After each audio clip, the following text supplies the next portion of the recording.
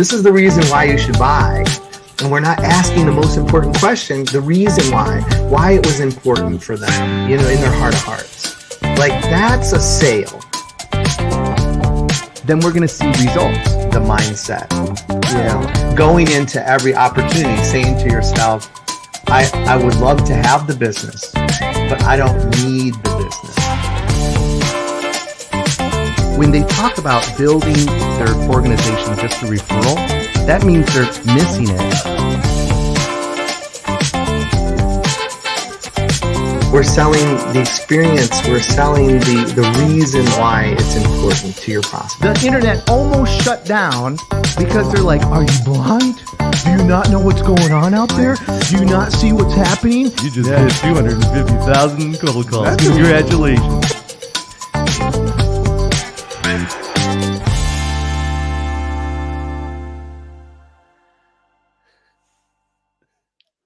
Red Stafstrom, how are you, sir? I'm doing good. How about yourself, man? Good to see you, bud. Good to see you. I'm so glad to have you excited. on today. Are you kidding me? This is the best. This is the best. You are so unique. You are truly a unicorn in the sales world. I prefer a Sasquatch. I think the resemblance is a lot more uncanny there. That's okay too. Yeah. I can't wait for the listeners and the watcher and those that are watching to introduce you to Red Stafstrom. I'm so excited today to have you on. Hey, I wanted to just, I'm your host, Crispin with the Pipe Podcast and Sales Arbiter, of course. And in the Pipe, we always talk about this, Red, but what's Pipe stand for? Of course, sales initiatives, sales prospecting, and sales experiences. So we're going to try to unpack some of that with you today. And just so glad to have you on. So, hey, do you mind if we jump right into it? So kind of tell the viewers and the listeners, where what part of the world you run and where you've been, what you've been doing to kind of get this whole broken salespeople thing going. I don't think I run any part of the world. I don't have that like Godfather marionettes by any stretch of the imagination. Right. I'm based out of the East Coast. I'm Connecticut. I'm basically halfway Boston, New York. Drop a pin in the middle. That's right where I am. But I've found a lot of people who are fans in Europe and Australia. Like, I'm pretty worldwide now, which is a blessing in a lot of ways. But there's no, it's not so much a geographic area that I found a lot of sympathetic and empathetic people. It's really about finding people who want a better message, who know that sales is broken in a way. And until we change something, if we keep living by these good old boy rules, we're not going to get better. Nothing's going to get fixed. And it's kind of the marching drum of the brokenhearted in a way. Oh, I love it. Yeah. The marching drum of the brokenhearted. So how do we do that? How do we change the mindset? How do we change people's perception of those types of things? I mean, whether you're in this crazy world of sales, or if you're, on the other side of it, like from a prospect perspective, where do we start with that, Red? Well, I mean, you literally already mentioned it. You start with the thoughts. It's the TFAB, the thoughts, feelings, actions, behaviors. You have to start with the thoughts that are in your head. What are you thinking about? What's important to you? And how do you think about the sales process as a whole? That's what really changed for me. That's what's taken me to the next level, is realizing and taking the time to think about how sales got to be the way it is now. And it's a lot of sales trainers selling directly to, sales directors, VPs, top of the organization, and not listening to the people at the ground level. So the message appeals to that VP of sales, that chief revenue officer, but doesn't appeal to the customer. So that's why we're got such this hard on for scalability. So much like, okay, well, make more calls, you'll make more money. Like these easy answers that don't work when you're actually down at the ground level. Sure. So what I teach more than anything else, how do you understand yourself? How do you understand your customer? How do you understand what's wrong with sales and why so many people want a rep-free experience? Mhm. And once you have those thoughts in place, you can change your feelings, then you can change your actions, then you can change your behaviors. And it's all Right. about that emotionally intelligent sales process. Man, you start out with how you see yourself. Boy, that is tough. Yeah. Like you're asking some real like when you're looking in the mirror, you're asking some really tough questions, right? Yes. Yeah. Hold on. Yeah, I that's don't want okay. to make the technical issue that I realized my battery came unplugged. So Oh, that's before you okay. lose me, No, that's all right. We listen, we love throwing in the mix. So I'm gonna as you're unpacking that, when we go through some of the training for with sales arbiter, for example, and yes. we talk about that, we say, boy, if you don't have a good perception of who you are, Hmm. you know, and you're not able to work it out in the 6 inches between your ears, then how do you think you're going to be able to help others? Right. Well, and not just understand yourself, but who are you in this scenario? One of my favorite books is building a story brand by Donald Miller, and Mhm. understanding that as a salesperson, I am not the star of the show. My Yeah. customer is. Yeah. It's my job to be the Obi-Wan Kenobi to hand them a lightsaber so they could accomplish their goals. Mhm. My job isn't to be Luke Skywalker and change the galaxy. It's supposed to help them. And once you realize that and you realize the client is the hero of the story, Yeah. that thought alone can change almost every the feelings, actions, and behaviors that you take too. That's right. That's right. The client is the hero of the story, and they are the center, at that moment in time. And that's where we forget, when we talk about we talk about the prospect and the engagement that you're having with the prospect, right? Yeah. And there's two things that I always love for people that we work with to focus on. Yeah. One is active listening, right?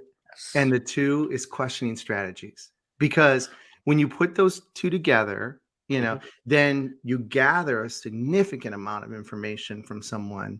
But when you're actively listening, you're listening for what's important to your prospect, and Yes. I've even gone as far to say, we need to change the definition of prospect. A prospect isn't just the person you're trying to sell to, right? The prospect Yes. is anybody that you're engaging with all day long, Yes. right? I completely agree. And I want to actually add one more thing Mhm. is when you're talking to them, I want you to change your goal of the conversation. The Yeah. goal of the conversation is not to sell them. The goal of the conversation is not to win this debate or this negotiation. The goal is to solve a problem for them. If Mhm. you cannot solve a problem for your customer, you do not deserve to ask for a sale. Mm. And once you approach the sale process in that way, it changes everything. It's no longer salesperson versus customer. It's not that contentious relationship. It's now you and the customer versus the problem. And once you can approach it from that angle, it changes the dynamic completely. And now you're listening already. Like that's Yeah. going to lead to the active listening that you teach. Yeah. Yeah. That's so good. Oh my gosh. Like, this is how much I love sales is that when you say something like that and it's so delicious, like my mouth actually waters. Like it's like I can taste it. It's It's a so good. Pavlovian response, yes. Yeah, right? I mean, I was Yeah, just saying that's exactly what it is. It's so good. All right, so let's switch gears a little bit. So tell me a absolutely. little bit about the broken salesperson. How did you come up with like what let's tell our listeners and some of our watchers like how does that even come to be? Like how did you It get there? comes to be by being broken, by being beaten and battered for close to a decade of bad sales processes. Um, there's a joke, and I say this a lot. There's a comedian named Tommy Johnigan, Mhm. and he tells a joke that he says, after his girlfriend broke up with him, he didn't cry like a baby. He cried like a grown man because babies don't have the lung capacity to make the noises that he did. That's the level of broken I was at. And it happened because I had a whole bunch of well-meaning managers who wanted to teach me things that they thought was right, but they never explored it. They never challenged what they thought. So they wind up reciting all of these Ogmandino, Dale Carnegie, Napoleon Hill taglines without really understanding human beings. Right. So once I actually hit that breaking point, once I actually had that like full panic attack breakdown, I started relearning everything that I learned about sales. And I didn't just read sales books. I read psychology, sociology, anthropology, philosophy. Mm, Like once you look at the overall human condition and not just sales, it mhm. completely changes your mindset, and you start looking at people as people and not KPIs. Right, right. That's right. Wow, I Yeah. love it. Yeah, we're seeing some of seeing some of the, the video and the lessons Well, learned, as so well. this is, like when you're watching that video, like for those of you guys who are listening on the podcast, you can't see it. I was in a black hoodie standing in front of a couple of pieces of plywood that I had in the basement. I would literally start my podcast off as, "Hey, broken salespeople, welcome to the workshop." And I recorded it in my woodworking shop. Got it. But the Got it. idea was it doesn't have to be perfect. Right. A plan that you execute at 40% is better than the perfect plan that you debate for months and months and Oh, months. it's so good. It's Yeah. so good. I'm telling you.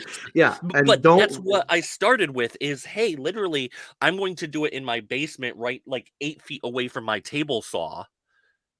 Mhm, mhm. And, That's and now, like, I'm speaking on fairly large stages. Like, yeah, but it wouldn't have happened if I didn't feel like, let's run into a few walls. Let's play Roomba for a little while. You hit a wall and you turn a few degrees. right, right. I just love it. I mean, don't let perfection be the enemy of good. Like, I've said that Yes. so many times, like, because you'll just continue to go back to that well, and nothing, and I mean nothing, will get executed. Well, and like me and you, obviously, we're in a different category than a lot of people because obviously you read a ton of these books. You study this the same way I do. I do 50 books a year. I Wow. mean, my Audible account, I think I'm at like 16 months of listening. But for most people, that's not what they need. Mm, They don't need to read 50 books. They need to read one book and actually apply it. right, That's right. it. Right. That's right. All right, let's move forward. So Of course. let's talk a little bit about the Introvert Sales Survival Manual. I love it. I There we love it. go. I love it. So how did this come about? Like, we're if you want it, if our listeners, they better go out and buy it, first of all, because it's It's on fantastic. Amazon, all of them. Shameless plug. I love it. I love it. But I would expect nothing less from a sales Yeah. professional. Okay. So but let's just say at the end, they're reading that last page, Red. They're Mhm. reading that last page of the book, and for you to feel like they got value out of the time and the effort and the energy that you spent in Yeah. sharing, these ideas and your emotions and all of the concepts. What would you hope that what's the two or three things that you hope that they would walk away from when they're just turning that last page? So the biggest thing I want all introverts to understand is how we're wired, how we actually function. We aren't this, like most people think of introverts and they think of like Ali Sheedy's character from The Breakfast Club, like Mhm. this awkward, nerdy, like squeaks instead of talks, and that's not how most of us are. Introverts can learn social skills the same way extroverts can learn how to paint. It's a skill to be learned. Mhm. So the first thing is understand how you're wired. How do you recharge? And that's why I have the battery on the cover, is because I know once you understand that battery concept, you can build everything based on that. If you know that you recharge in one-on-one conversations about deep concepts, you're going to put yourself in those situations rather than the networking event with 50 people that you only need to talk to one or two of them. Mhm. Mhm. Mhm. That's right. So that's really what the book is about, is how do you build a sales process that focuses on your efficiency with that social battery that you have. We're not going to do 50, 60, 70 calls a day. So how do we take and create a process that's going to find our ideal clients and get the most revenue we can out of the people we can help the most? Mhm. Mhm. That's right. I love it. It kind of came from when I was selling cars. I Mhm. remember I was very good at high pressure sales, very good at it. I could be an absolute bulldozer. For those of you Right. guys who can't see me, I look like a rejected Game of Thrones character, like a big orange beard, big dude. Um, the people that I had to push, the people that I had to like close were Mhm. my biggest headache clients every single time. Wow. And Wow. once I realized that they're going to take a ton of effort and they're going to cost me money at the end, because the way car sales works with customer satisfaction surveys and things like that, I was making $100 to lose 1,000 Mhm. Mhm. because I had to close it. And once you understand what's efficient, what you can let go of, who you don't want to work with, it Mhm. changes your mindset completely. Oh yeah, you're so right. You're so right. Yeah. And isn't it those that drive us down on price, those that Yes. are like that you feel like, they're in I call it the adult child, right? That Yep. they're the adult, you're the child, and they're barking orders at Hmm. you, and you need to make your quota, you need to make Yep. your numbers, you need to keep the roof over your head, you need to continue to pay your car payment and your cell phone bill, and you're thinking to yourself, I already know that I'm just going to simply transfer this problem to now the operations division. Well, Like I already know yeah. that this client or this prospect is going to be one of our worst clients, Yeah. right?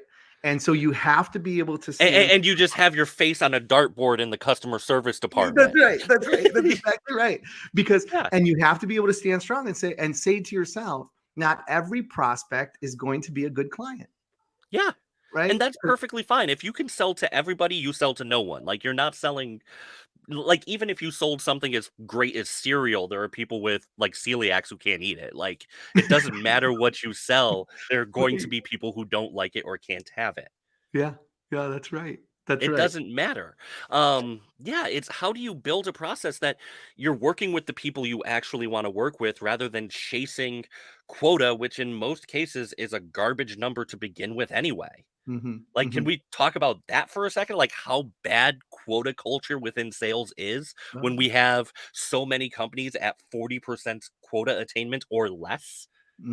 What's Yeah. that do to a workplace when 2 out of 3 people within a sales force is feeling like a failure every single day? And then we talk about office culture. Yeah. Really? That's what you care about? Yeah, you're right. You're right. So then when you talk about, see, one of the things that we do discuss, pretty deeply with our Mhm. prospects and our clients is what processes do you have in place though? So, I Yes, mean, that doesn't mean that you don't have a belief in sales process. It's just you 100%. you have a belief in the right sales processes. Yes. Well, and it's not just about sales process, but think about the emotional health of the people within that process, the people who have to execute it. Hmm. What's Hmm. taking that process word again, how do most managers, most like VPs, most CROs come to the quota number? Well, they look at last year's sale and they add 20%. That's the entirety of the process. Or worse, Yeah, 80% or but 50%. that's how often, like, they don't look at economic trends, they don't look at anything. It's like, no, I think we could do 20% more. Let's aim for that. Right. From what? Where is it going from? What's the strategy for that? That's Don't just pull a number and expect to hit it. Like, oh, Mhm. we wrote down our goal, so now we have to attain it. I read The Secret and I know these things. Yeah, No. right, right. Yeah, yeah, yeah. You're just sending it out to the universe. You know it's gonna come back. Yeah, Yeah, no, it's not. it's not. Stop that. And, I and love that's it. why we have the turnover that we do in the sales world where SDRs are leaving. Like, the average SDR stays at a role for only 1.2 years. Yeah, I believe it. The And probably less recruiting process is since more COVID, expensive than actually paying them. yeah, and probably less since COVID. I mean, if you think about it, because Well, I how think all of before COVID, it was like a year and a half to a year 8, like a year yeah. 8 months. Okay, Now okay. it's at 1.2. Wow. Amazing. Yeah. That's amazing. It So actually, it probably started like dropped even more. haven't seen stats from the last few months, but right? with the massive layoffs at, think of all the companies, Microsoft, Google, Salesforce, like, basically throw a dart at tech companies and you'll find one that laid off 10% of its workforce. Yeah. Yeah, yeah. Deborah R. Richardson says, too funny, Yes. just like budgeting. Yeah. Like, well, let's cut all cars. let's cut our costs by 20%. Uh-huh. From where? Right. How? like, How? no, What's the we'll just plan? find it. We'll just find it, and then all of a sudden, like you have that cheap pink granulated soap in the bathroom, That's right. It's just and like, there's oh like my you have to put a quarter in to flush the toilet, like the coin operated toilets, like. Maybe it comes from there. Who knows? Who knows? All right. So let's talk about this year. Now Yes. listen, I don't know about your clients. I don't know about your, the people that you serve, but for Sales Arbiters clients, they're looking for ways to grow. They want to know like how are we going to get this done this year? Yeah. So Red, three things that you would like our listeners and viewers to kind of focus on to grow their business this year. What are some of the recommendations that you would have for So businesses that are out there that are looking, they're looking to grow their revenue and really maybe even their culture, in a yeah, way. my biggest thing that I would say is take take your foot off the gas on Mhm. customer attainment and focus on customer growth. So the customers that you already have, spend more time trying to make products specific to problems that they're having. Talk to them about what issues they're having and solve those for them. Customer attainment costs 5 times. It's 5 times more expensive than actually growing your current client base. Mhm. So take that time and actually get closer with your current customers, because there's usually a lot more profit to have. There's a lot more lifetime value to get out of clients that you stay connected with, that you keep talking to, as opposed to just constantly going out into the wilderness and expecting to come back with a meal. Yeah. Everybody's trying to do that. That cold relationship is not, it kind of breeds suspicion, I'll say. Hmm. Hmm. So find the people you're already connected with. Get better at asking for referrals, because those are warm leads that you get for almost nothing, because you've already treated somebody the right way. Right. So don't focus on new customer attainment as much as treating your customers that you already have the right way and growing them. They probably know 5 people who could buy your product. You just haven't asked the right way. Okay. Okay. That sounds good. Now, you haven't given up the ghost on finding new clients or new No, customer I mean, team. but I'm not going to chase new clients as much. Right. What I find is customer attainment. Almost every company is over leveraged in that direction. Sure. So I'm not saying stop. I'm saying let the foot off the gas a little bit. I got it. Take those funds from SDRs and AEs and put them towards account managers. Right. Right. When you look at almost any of these tech companies, they are very, very heavily leveraged towards SDRs. In fact, SDRs usually make up 50 to 60% of their sales force. Mm. Yep. Yep. You're But right. all the profit is in your current customers, and you just aren't getting that. Yeah. Yep. And that's very common, particularly in the SaaS industry, because so many SaaS products have one product they sell, and that's it. Mm-hmm. So add more products, build more of a offer that solves multiple problems, as opposed to one thing that's like, okay, well, we got your $20 a month subscription. We're done talking to you forever now. That's right. When you have a problem, you could go to widget.help.com and find you an answer with our FAQ list. Right. No, have people who actively reach out and prevent problems before they just cancel. Mm-hmm. Mm-hmm. I'll tell you, I was working with this, and we continue actually to work with this company that does public relations marketing, Mhm. and you know how we ended up finding them, um, and how they ended up finding us How's is that? we actually answered the phone. Yeah, Yeah, that's the they big one. they called out, talked to, engaged. We're trying Mhm. to engage for some sales training, coaching, mentoring, and they were looking up other companies in our area, and Yeah, they found us, and we hit the list because things are happening and growing for Sales Arbiter, which has been yeah, great. which But is they awesome. called Yeah, and we actually answered the phone. They said, well, that's one down yeah. because now listen to this. They called 6 other companies and had to I'm leave not them even shocked is the worst part. and had to leave a message. I Yeah, mean, not even shocked. it's amazing if you think about it.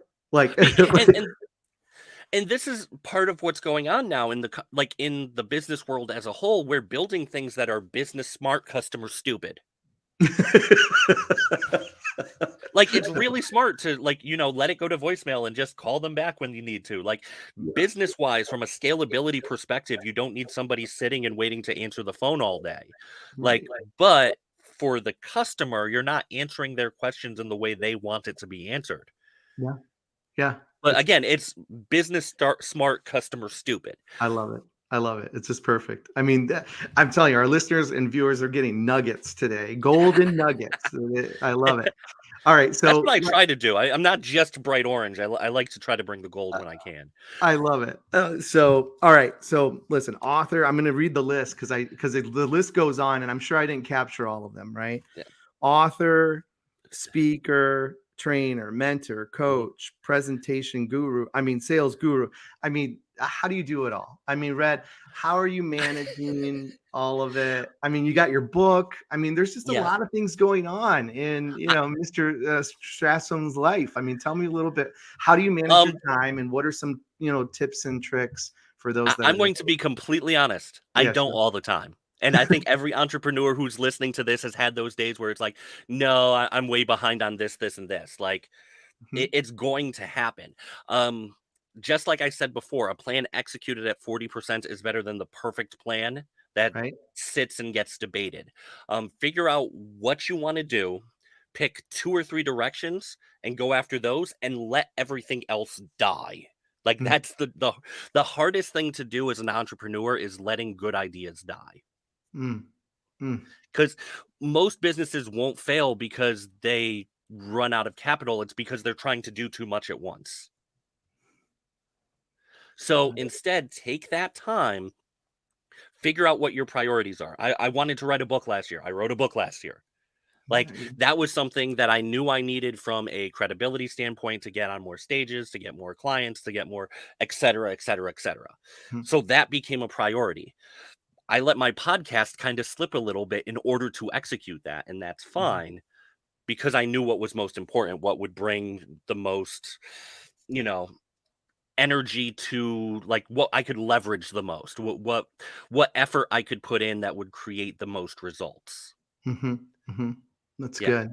That's But good. it's going to be okay. Like, you're going to drop the ball. Like any entrepreneur who's listening, like, you are going to get frustrated with yourself.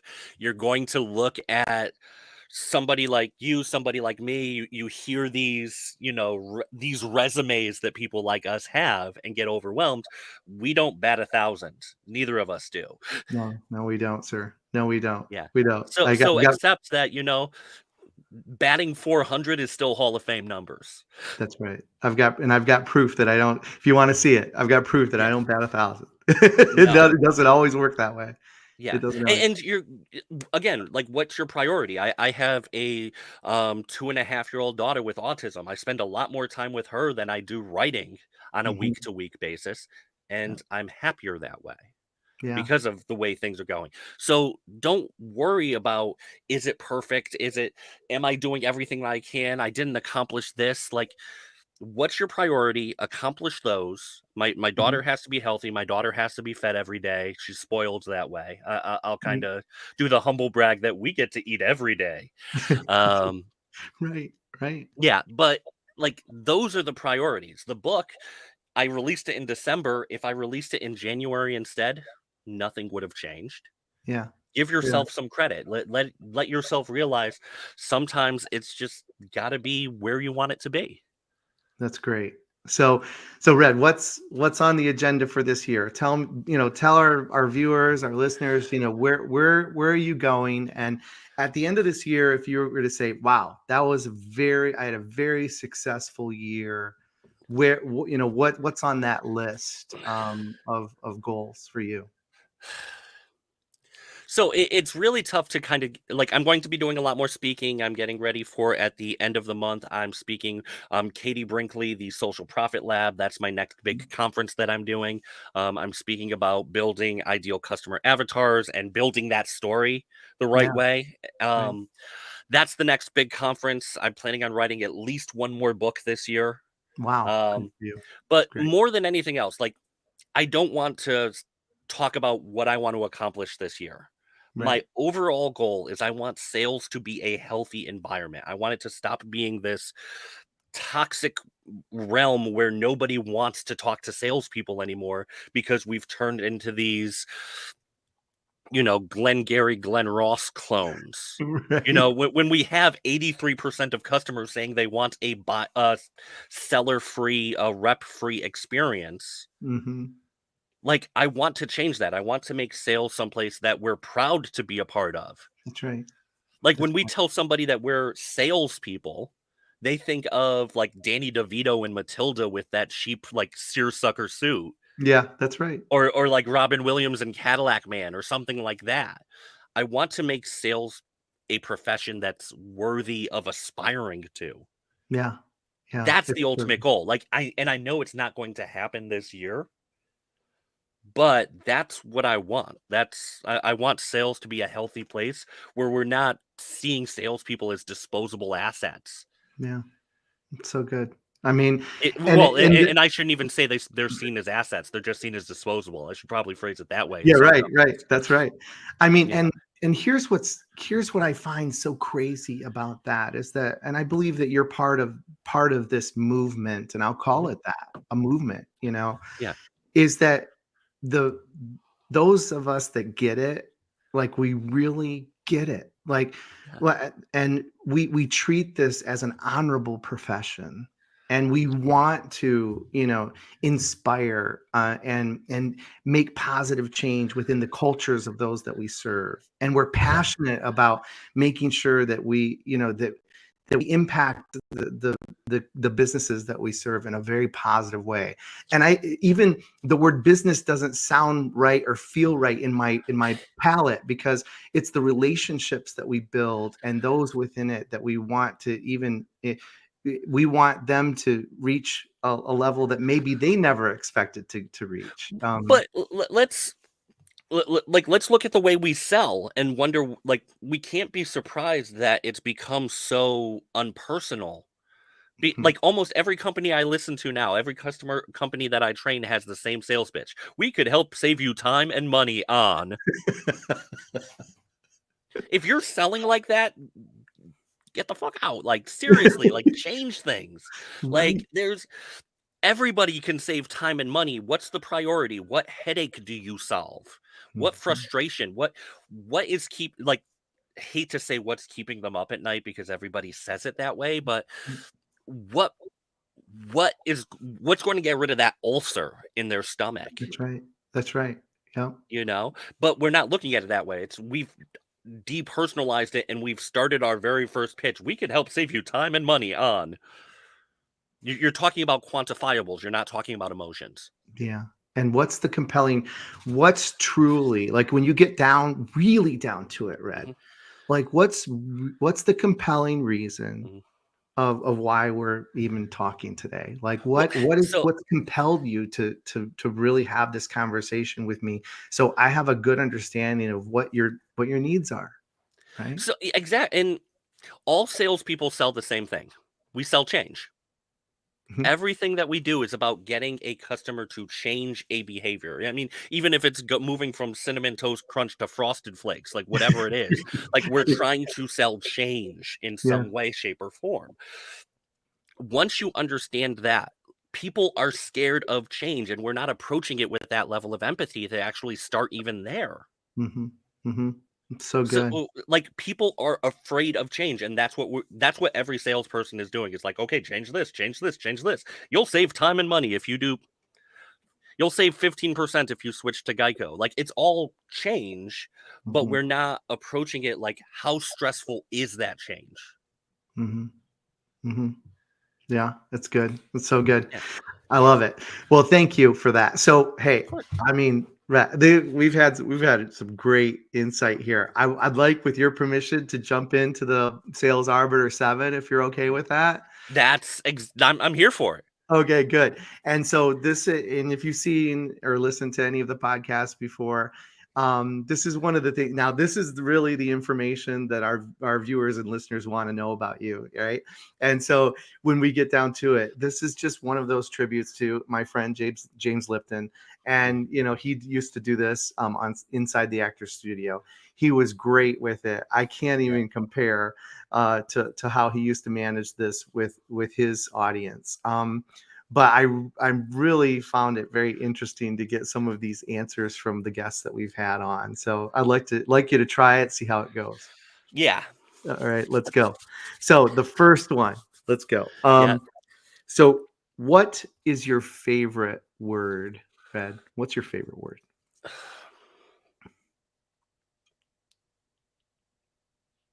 I'm going to go with challenge. Yeah.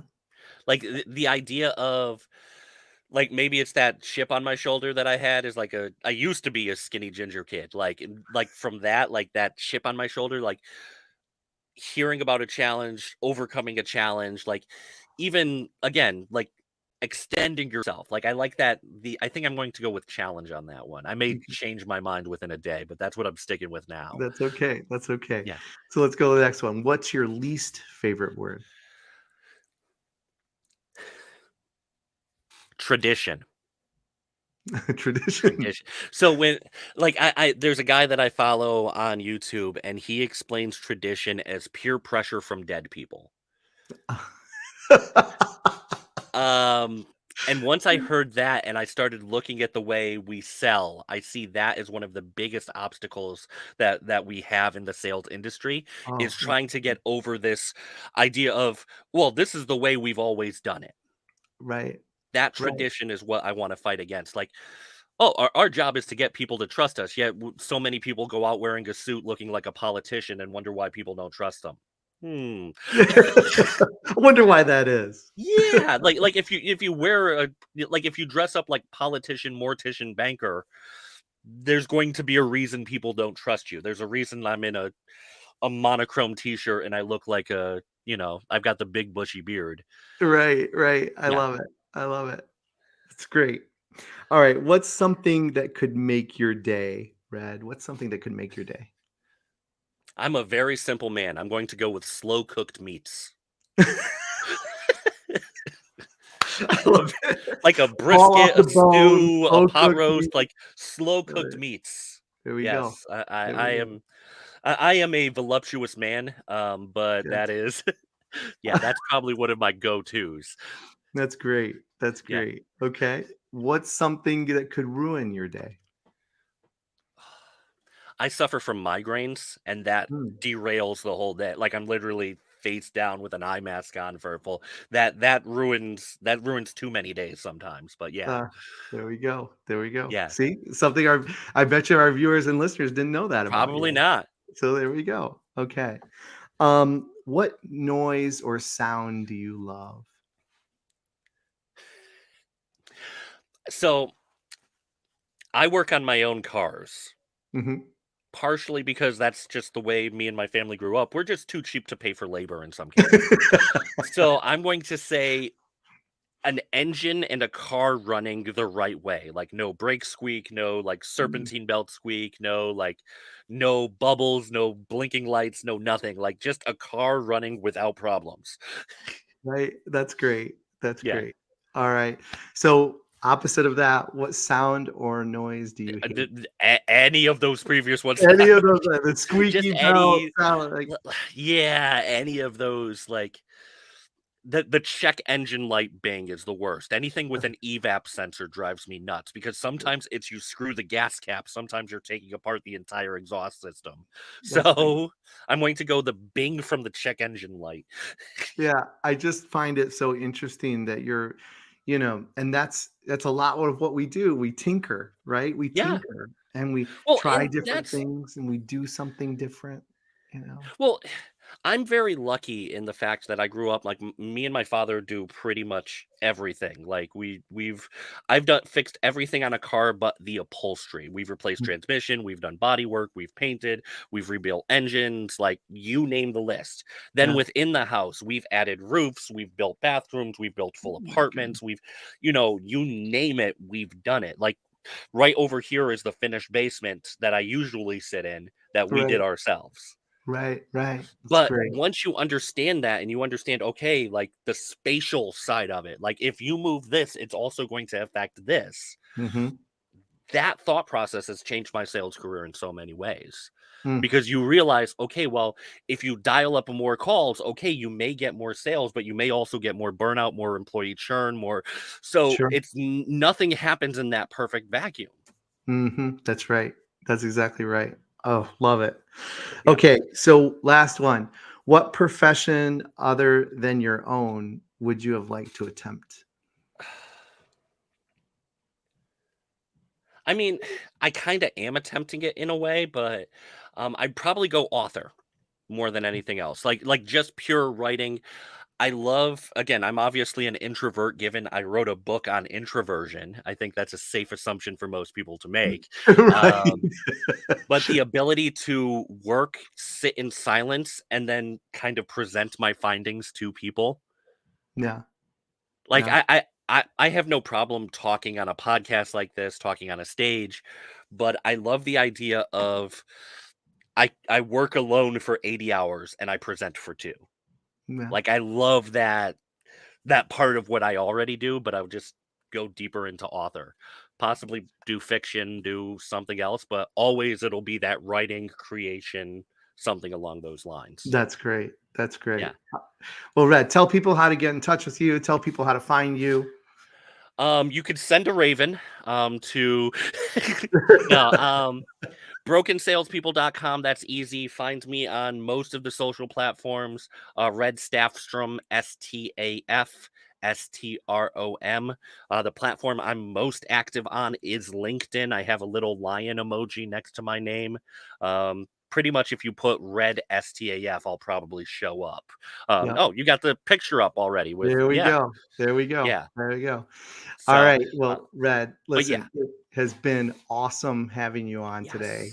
It's just great having you on today. Thank you for sharing your sales insights and knowledge with our listeners and viewers today. And I always close the show by letting everyone know out there, listen, keep smiling like Red, keep moving forward and making things happen this year, and keep selling and have fun doing it. Thanks again. Absolutely. All right. Awesome. Great being here.